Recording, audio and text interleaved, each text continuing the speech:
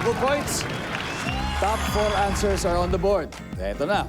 Para siguradong walang aberya sa biyahe, dapat laging chinecheck ang blank ng kotse. Go! Jake. Tires. Gulong. Okay, nandiyan ba yung gulong? Meron. Pero hindi pa nakukuha top answer. Para siguradong walang aberya sa biyahe, dapat laging chinecheck ang blank ng kotse. Makina. Makina! Nandiyan ba yan? Hoy! Mas pataas pa, Jake. Pass or play? Play. Let's go play the final round. Dalawa na lang. Dalawa na lang. Ano kaya to? Edwin. Ito, para siguradong walang aberya, dapat laging chinecheck ang blank ng kotse. Gasolina. Gasolina. Wow. Isa na lang. Para siguradong walang aberya sa biyahe, lalo na siguro, imagine niyo, pupunta kayo sa isang out-of-town provincial show, magkokotse kayo, dapat laging chinecheck ang blank. Oil. Oil. Yan na bang langis? Services? Wala. Pwede pa. Para sigurado walang aberya, dapat laging chinecheck ang blank. Tubig.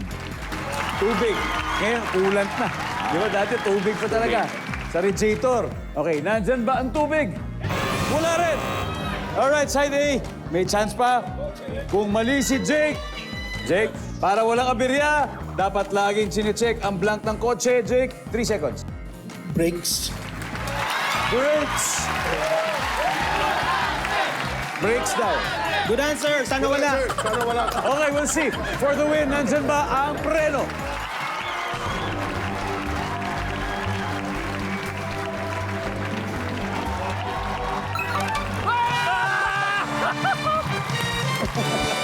Nakakuha ang ating final score, True Faith, 400 points, side A, 157. Maraming salamat.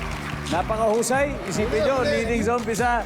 Sir Ernie, maraming salamat. Sir Naldi, palakpakan po natin ang side A na mag-uwi rin ng 50,000 pesos. At syempre, in-expect nyo ba makakahabol pa kayo? Hindi nga. Yun ang maganda sa Family Feud. Di mo unexpected. Talaga nakaka-excite. Pero ang galing, napakahusay ng paghabol. So, eto na, Medwin. Sino maglalaro sa Fast Money? I need 2 players. Siguro ako na, at saka Eugene. Oh, Eugene. Okay, Oh, kami magkapatid. Eugene and Medwin.